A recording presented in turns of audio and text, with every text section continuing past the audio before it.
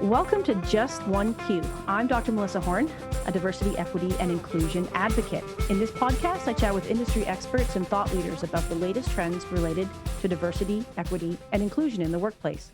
Each episode, I ask just one question tied to current events.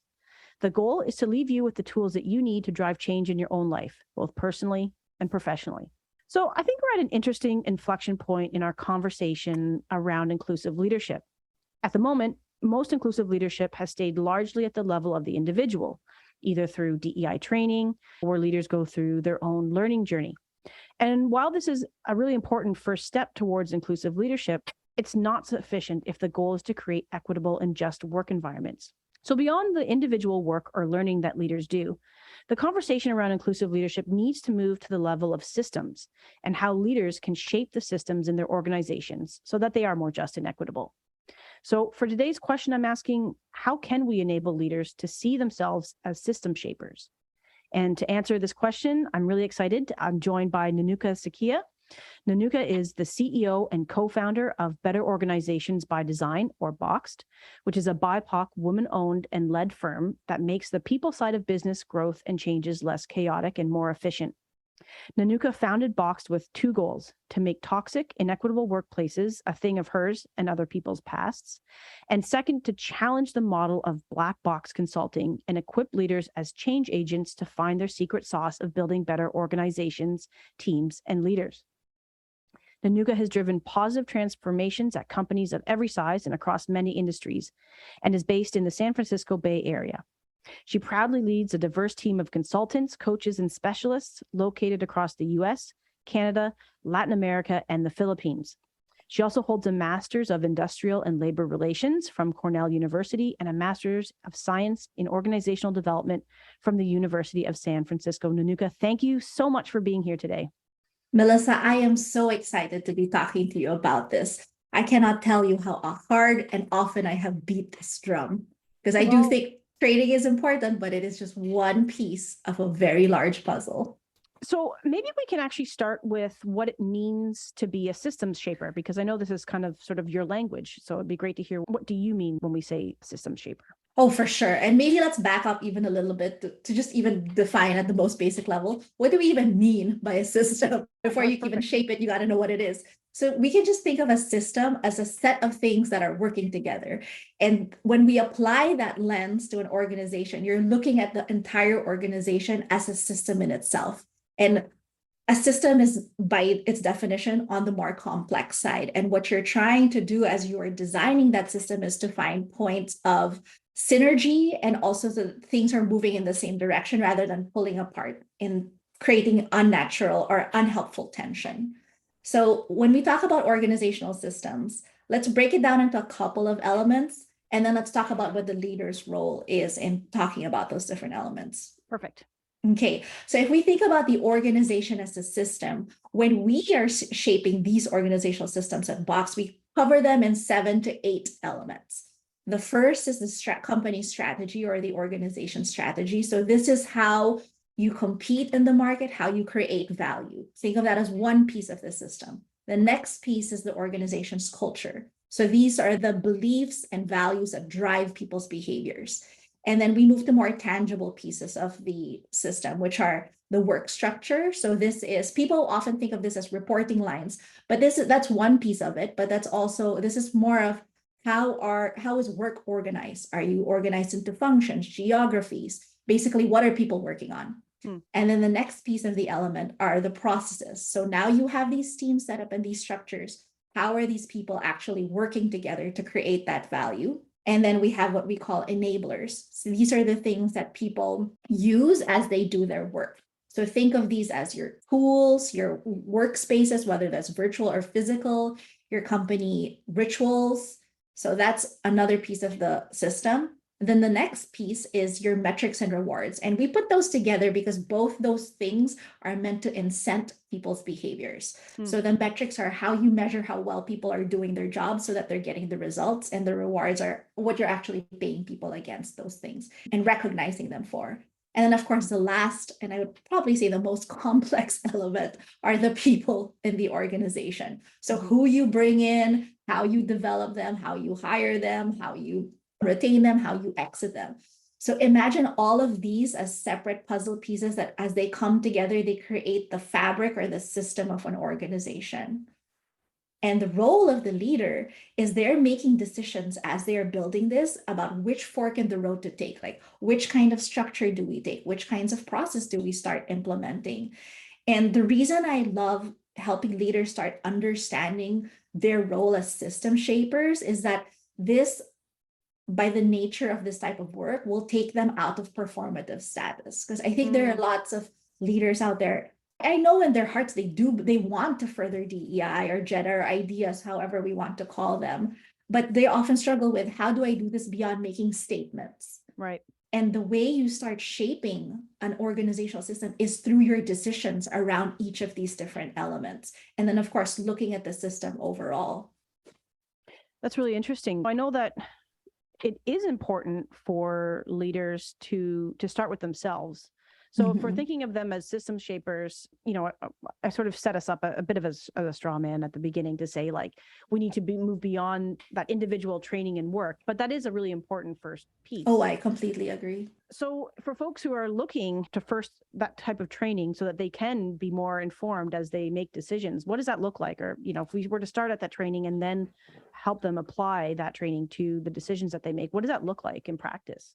And maybe, Melissa, let's expand the word. When we're saying training, we really mean awareness and skill building. Okay. Because at a certain level, everybody goes through this world, Melissa, with one perspective in terms of how they're seeing it. We love to use the word at Box, we love to use the word Umwelt, which just means that every organism will experience the world through its eyes. Like a mosquito will experience the world very differently from an elephant, even though they're in the same environment.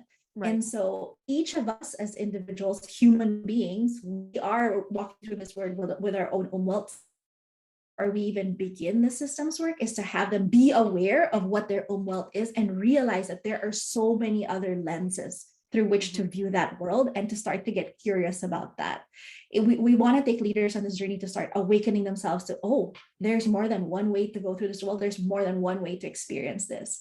And then the second piece then is training from a skills perspective in that, how do you have conversations which are very ambiguous and charged sometimes? How do you make your way through those conversations?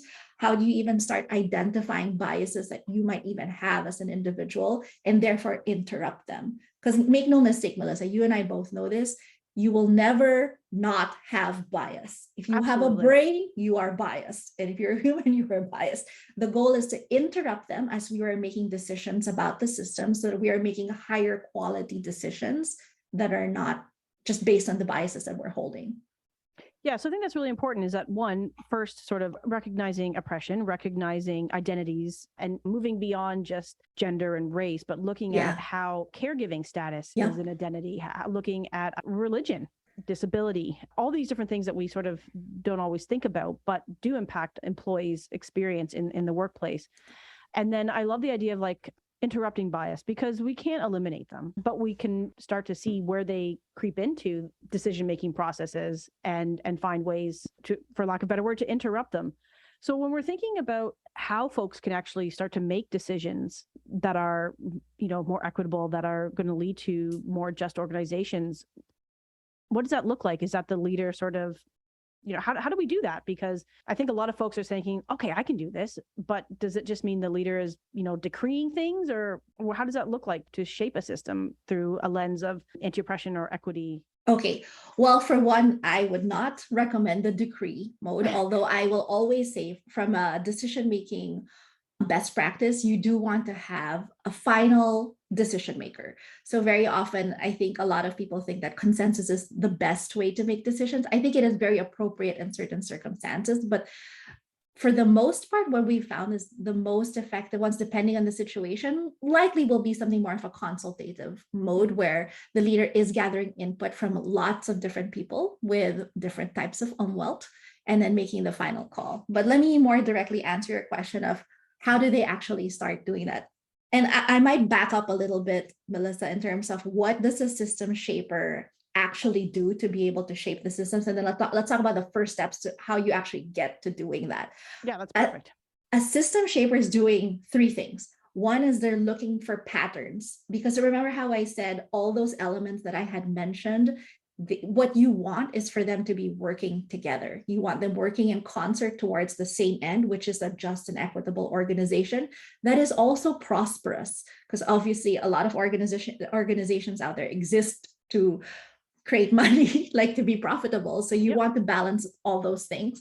And so you want to look for the patterns across the organization in terms of how things are working. Another skill that a system shaper has is the ability to break things down into different parts. So being able to see, I understand that this is what the work structure is. I understand that these are our processes, and you're able to see them almost as discrete parts, but then you're able to tie all of them together again, moving towards the same outcome.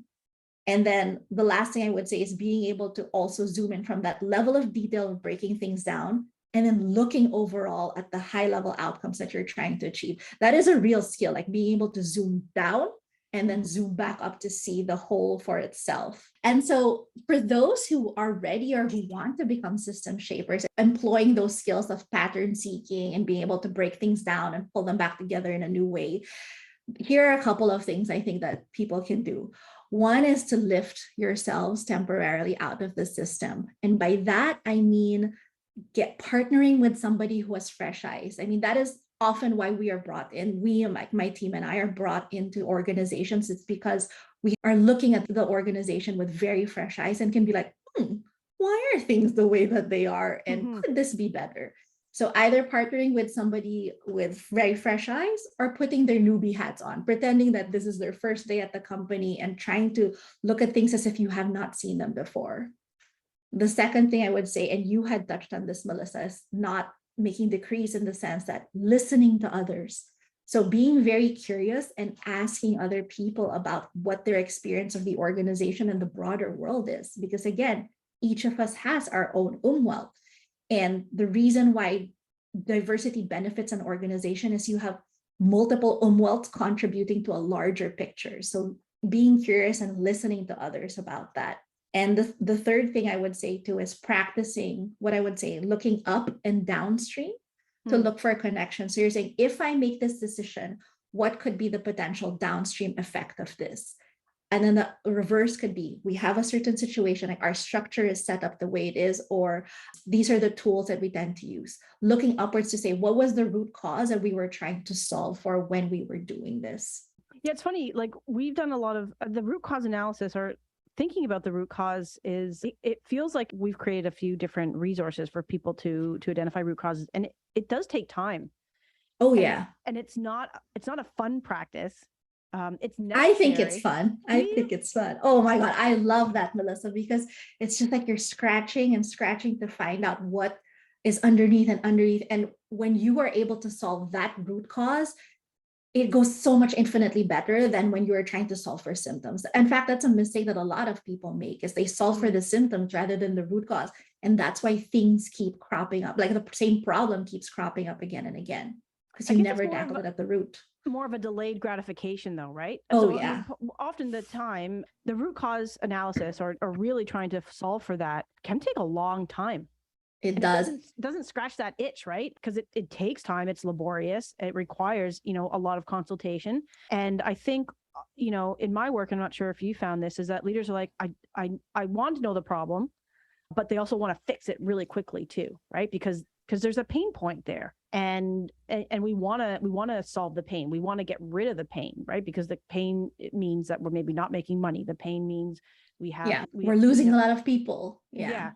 So it's a necessary thing, but it often means that we're not moving to action, right? And that's what I find with leaders, like, tell me what to do. And so when we say, like, let's address the root cause, like that slows them down, which is maybe that's why, because I like to go, right? So yeah. Well, but you can go again against the same problem again and again. So I like to tell my clients, like, do you want to solve this for real? And I can't remember who said this, but there's someone who said, there's nothing worse than the wrong problem properly solved. And I think it's because people fall in love with the solution and then it doesn't actually work because it has only addressed the symptom. Yeah, I think that's a really, really interesting point there, is that that desire is to like stop the pain, whatever that is, right? And so you've addressed that symptom, but it's going to crop up. It's a here. Band-Aid. Yeah, it's just a Band-Aid. I think there's a few other things that you were going to mention as well. Oh, yes. So system shapers. For those who want to become system shapers. So we talked about, Melissa's so great talking about really getting into root cause analysis. So you're solving for the right things. And then I would say the opposite of that from a creative perspective is really embracing the what if. And for me as an organization designer, this is what really lights me up, because I think that the beauty of systems is that there are so many complex ways to redesign and reconfigure. Like, think of all those elements that I had just described: strategy, culture, structure, all those things that I had mentioned. And when you make tweaks in each of those, you are essentially changing the fabric of your organization. And so there are a multitude of ways that you can tweak each one of those elements to be heading in a different direction. And so system shapers have to be creative, at the same time methodical, because organization design is not a science. It is an art and a science, I would say. And you're going through the system and tweaking, and you're keeping track too of what the results are, and you're trying to predict better outcomes also, or unintended consequences as well. And so real system shapers will really lean into that what if, instead of this is how it's always been done or this is impossible, and stretching their minds to think, what if we did it this way? And then coming up with as many options as possible. I push my clients to come up with a lot of options rather than the most obvious answer. Yeah. So, I mean, there's a lot of digging. I like that. That's kind of cool. And embracing potentially the ambiguity as well, right? Oh, yes. That's so uncomfortable for some people, but for system shapers, it's almost like you are making the ambiguous real, but it's still uncomfortable. Because as you're looking at each of the elements, it does become realer. But the fact that you are tying all these together in a much larger picture, it's a little uncomfortable. There's again, getting really methodical around the root cause, and then allowing yourself to get creative as well. I like that sort of that dialectic there. It's powerful. It's a very powerful combination. And then another thing I would add, we had talked about this just a little bit earlier, Melissa, is if system shapers want to do their role effectively, they have to actively seek the bias in the decisions. So asking themselves, would we be thinking about this differently if we were looking at a different scenario? Would we make this choice if we were talking about a group of men versus a group of women? And I would always counsel people just to gather a lot of data, gather the right data and enough of it so that you can make the right choices rather than just going on assumptions. Well, yes. Yeah. I think that's where that consultation comes in, or thinking about, the various identities and folks who could be affected by these decisions. Okay. I like that. Actively seek the bias in your decisions. That's a cool one. Yes. And that is a fun one, because that's something you can partner with somebody else. Like, as a system shaper, you can sanity check each other and say, are we missing anything here? Are we actually speeding past a certain decision? And you'll notice, Melissa, like a lot of what we are talking about right now is about slowing down, which feels awful for a lot of leaders, but it is about moving with intention. So when you're designing a system or you're shaping a system, what you're trying to do is you're creating a system with intention. Well, I think we've said a few times when we talk about stuff, is like, we have to slow down to speed up. Sometimes. Oh, for sure. Yeah. Right. And it's hard sometimes, again, because clients are like, we got to get this done. And it's like, we can get this done. We want to get this done, but we want to get this done right. And we want to solve the right problem. We face similar things where people will come to us and say, here's what our problem is. And we're like, okay, cool. But let's just chat a little bit more, right? And the more we talk, the more discovery we do, the more we talk to other people, we realize, that much like what you said, we've identified a bunch of symptoms, but what we really need to do is get down to that root cause. And it's often not what people originally came to us about. Yeah. But once we do sort of design whatever solution it is that actually addresses that cause, we're able to have way better impact. It takes time for sure. And they're deep engagements with folks, but the outcome, because we've identified the cause, we've talked with the end users, because we have applied human-centered and liberatory design, the outcomes are way better than, if we had just sort of said, yeah, okay, we'll solve for the problem that you've originally come to us for.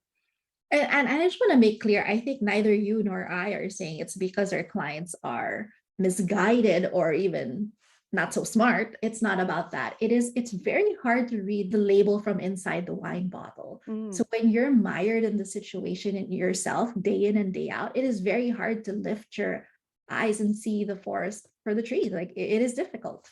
And Yeah, so I think that's where that fresh eyes comes in, as you mentioned, right? It's hard to put on your newbie hat because you're so entrenched and ingrained within the system. That's why we love the work that we do, is because we get to play detective, which is fun. For sure. And Melissa, before I forget, there is one last thing I did want to say for the people who want to be system shapers out there, is to do a power pause. I think is really important, because because of the role of a leader, they will naturally be more visible in the organization. They also have more official power in the organization.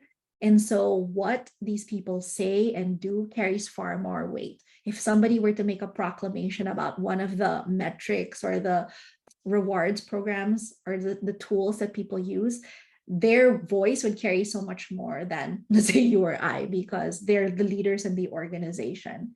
And so I always counsel our leaders I work with is, before you do or say something to another person or even a public setting, is to just do a power pause. And I call it a power pause because you're reflecting on, how am I using my power? And asking yourself, what are the downstream implications of this decision or this comment that I am making? And just being very conscious of that. As leaders, we have to own our voices. They carry weight. That's interesting. Nenuca, we've kind of had a lot of abstract conversation here, but for folks who are like, okay, I'm on board with this. I hear what you're saying about being a system shaper, but what I'm still struggling with is, like, what does this look like in practice, or what does it look like to actually design a system? Maybe you could sort of touch on that. Oh, for sure. Let's talk. How about we go through each of the elements and talk about what that could look like brought to life? Because I think talking about the different organizational elements, it is a little bit more abstract. So let's start with strategy. So again, just a reminder, Melissa, we're talking about how do you design a system overall so that all of these things are working towards a more just, equitable, and prosperous organization. So let's start with strategy. And again, this is how a company or an organization is creating value and how they're competing with others like them out there. And so when I say that you are using your strategy to drive equity and prosperity, I don't just mean creating a DEI or JEDI or ideas strategy, but rather elevating those principles into the overall business strategy. So that could mean, if you're taking an internal focus, it means you're deliberately looking for a diverse workforce to create competitive advantage. But from an external focus, it might mean specifically targeting specific groups or underserved groups as customers. So a great example is this bank called Beneficial State Bank. They are a community development bank based in Oakland, California. And their entire focus is providing loan capital to business and nonprofits that are owned by people from underserved and historically oppressed groups. And that is their whole focus. So they have building equity into their strategy. Another more public example might be Fenty Beauty. They launched 50 Shades of Foundation versus the average brands is 10. So they have fully embraced that as part of their strategy. And then another makeup brand is Fluid. Their tagline is makeup for him, her, them, everyone, trying to remove the gender stereotypes when it comes to makeup. So those are just a few examples in terms of how you take into account equity into your actual strategy. That's super helpful. Yeah. Okay. So I think your next thing is, you've talked about structure. What does that look like? Yes, let's talk about structure. So just a reminder, structure is basically how work is organized. So what functions exist. And the reason this is important, it tells people what to focus on and what is important. So the more you elevate certain functions or roles in an organization, you are telling the organization that this is important. And typically organizations will have the usual functions: engineering, sales, then they'll have some support functions. But by having them at the topmost levels of the organization, you're telling them these things matter. So an example, if you wanted an organization that was driving towards justice and equity, you would probably want to create officer-related roles related to JEDI or DEI, because you're telling the organization, this is important enough for us that we need somebody who's focused on driving this throughout the organization. Another great example is when companies institute DEI councils or D&I councils, and that you're basically telling the company that this employee representation body is an extension of our C-suite, of our leadership team, and we're according it importance by elevating it in the organization. So those are the two most obvious ways I can see that structure lends itself to creating the more DEI focused organizations, but there are also less obvious ways. Okay. So when you are designing roles, you can design them in such a way that allows for flexible working. So creating more modular work so that work can be shared between two part-time workers. So you can get people who are not able to work in the traditional work model, but you still want to tap that kind of talent. Well, that's interesting. Yeah. For sure, thinking about how you design roles, and then also thinking about who you give decision-making power to depending on the role of the organization. Are you distributing it throughout the organization, or are you holding it at the topmost levels? Though all those kinds of questions, that goes into role design. Okay. And I think you've also mentioned business processes. Yes, so now that you have your structure set up, you're thinking, okay, how do the people who are actually in those structures going to work together? Yeah. And how do you create processes that are actually driving equity, inclusion, diversity? So the first one is, a good example is bringing in different representatives. This could include employees or a range of customers in the actual business process that you're talking about. One of my favorite examples is Wegmans. Oh, when I was living in Ithaca, New York, when I was doing my master's at Cornell, Wegmans was the place to be on a weekend night. It's a wonderful supermarket, and they have such loyalty with their customers. Yeah, they have about we have Wegmans in when I was in New Jersey. Wegmans was like, the Cadillac of supermarkets. Oh yeah. And, yeah. It's amazing. And here's part of why that is. So they have about 50,000 employees, but every year they send hundreds of staffers around the world to learn about different foods. So it's not just the people who are at the corporate level, they're sending deli workers to France, to Italy, to Germany to learn about cheese. And then butchers are sent to Colorado and South America to learn about beef. So they're involving, again, people with different umwelts in the organization in what kinds of products should we be carrying. I think it's great. I mean, yet another reason to love Wegmans. Yeah. And then another example of, this one is very personal, about how you could bring in different customers into the process of building your product. There was a time that my husband and we had an Alexa at home, and it frustrated me to no end because that thing could not understand my accent at all. It was so frustrating. I mean, obviously I didn't grow up here in the US, but my husband, he has a very American accent, and it understood him, no problem. We're talking at the same part of the room with the same volume of our voices, but I guess at that time, Alexa was not prepared for people like me. So I could imagine if they had in the product development process brought in people with a lot more different accents, it would have made it easier for people like me. Needless to say, we got rid of it because it did not work, and we got the Google Home instead. And they could, I'm guessing that Google Home had no problem. Absolutely not. In fact, I have many conversations with Google Home now. That's interesting. Yeah, I noticed actually that with my stepson, he says a few words differently, and Alexa can't understand him. He gets really frustrated. Yeah.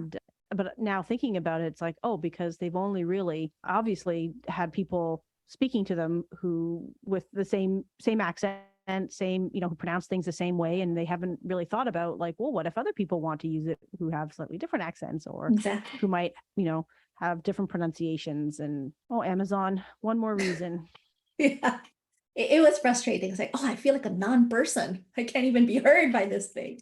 When we often talk about this too, is like being, so in the product development, I think that's a really interesting point, but also even vendors, right? Being intentional about who you what type of vendors you engage in as well, I think is another point that we've tried to be really conscientious of as well. And also I know that like in, different states as well, right? Depending on, for sports, it's really important around like which states have 2S LGBTQ plus inclusive laws, right? Like, we have colleagues who are, looking to sort of have major sports organizations not hold events in cities or states where the laws aren't inclusive as well, right? And so really being intentional that way about where you give your money, where you spend your time, and and being intentional about what vendors you're supporting as well.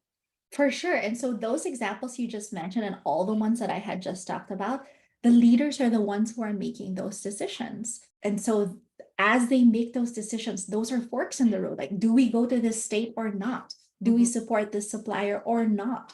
And it is in those decisions that leaders are shaping the system little by little.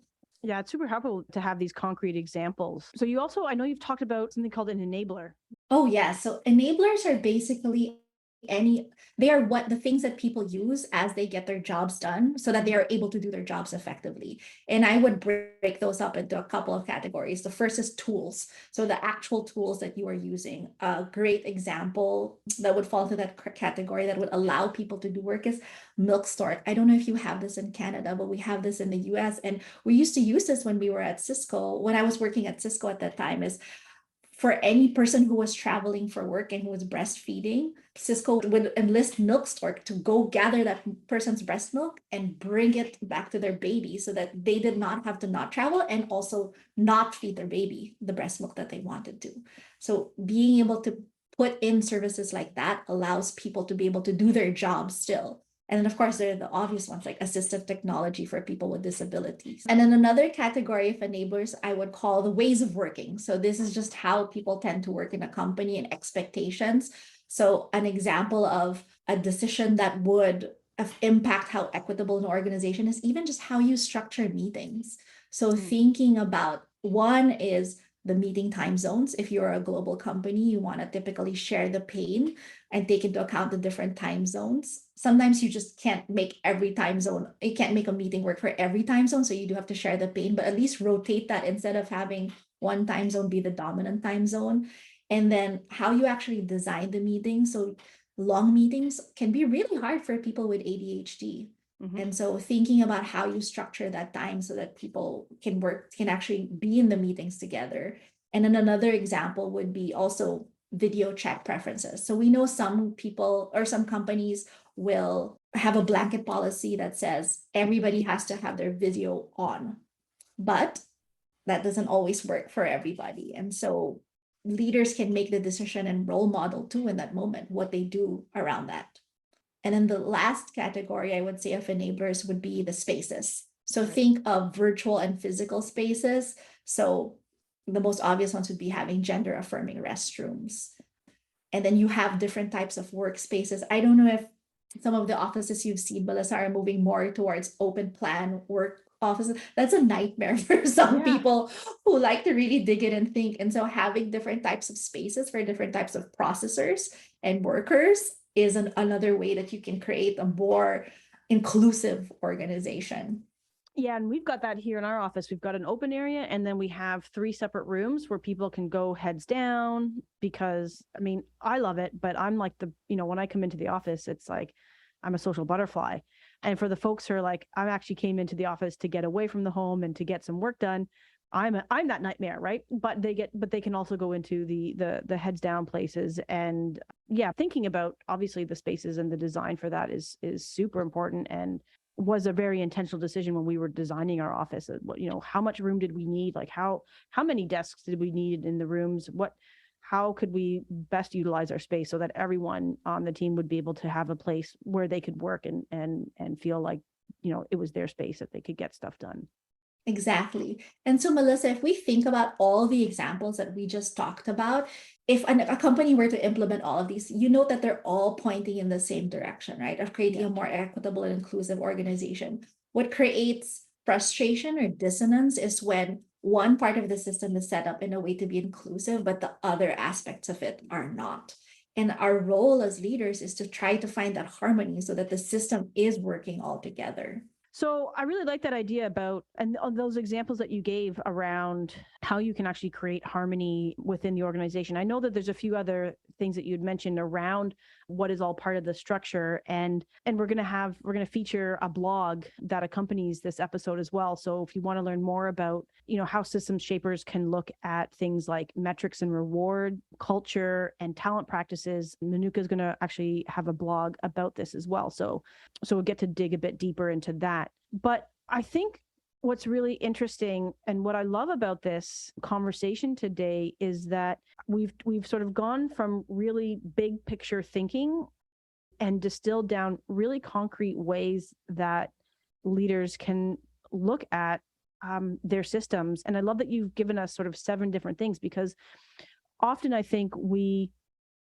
talk in these abstract terms and folks are like, that's cool, I'm on board with this, but I really don't understand, or we lack the sort of concrete examples or the tangible ways that people can actually start to put this into practice. So what I love about our conversation is that we've gone from sort of the overarching ideas and actually brought it down to what people can do.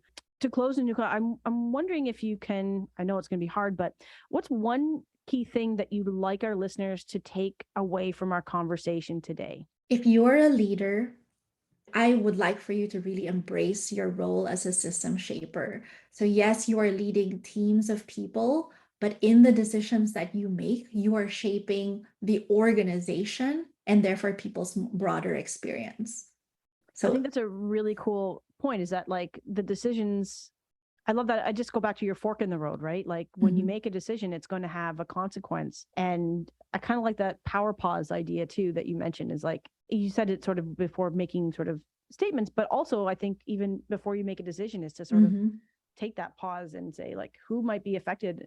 What are those upstream and downstream impacts? For sure. And if you are not an official leader in the organization, I would love for you to be able to, now that you know the 7 different elements in an organization, look at your organizations and see what are they actually pulling towards or pulling against to be able to make possible for you and all the other people in your organization. What outcomes is your organization trying to get to? And how do each of these elements contribute or not contribute to it? And then share that with your leaders. I think that's really cool. For those who are interested in learning more about you, about Boxed, where can they go? How can they keep up with you? So thankfully, my name is very unique. So if you did a Google search on me, you will find me. My name is spelled Nenuca, Nenuca. And if you come visit us at our website, you will learn a lot more about us. It's boxd.us. That's amazing. And as I mentioned, we're going to have, because we covered so much in this episode, we're going to have a blog that accompanies this. So you can definitely go back and visit that and sort of the examples that Nenuca covered today. And as always, if you have any of your own questions, or if you'd like to be a guest on the show, please feel free to reach out to me on LinkedIn. Nenuca, thank you so much for sharing your time and sharing your expertise with us today. It's been amazing chatting with you. It's been such a pleasure, Melissa. If we can shape so many more organizations out there to be equitable and prosperous, I am all for that. Likewise. And until next time, I'm Dr. Melissa Horne, and this is Just One Q.